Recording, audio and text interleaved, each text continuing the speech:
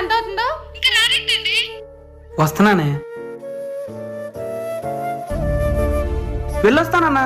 తిరుపతిరావు ఆగు, ఏంటన్నా? పక్కనే ఒక ఆర్డర్ ఉంది, ఇచ్చేసి వెళ్ళు. ఇప్పుడు ఆర్డర్ ఏంటన్నా? టైం చూడు ఎంత అవుతుందో. పక్కనే తిరుపతిరావు, కొంచెం ఇచ్చేసి వెళ్ళు. సరే ఇవ్వన్నా.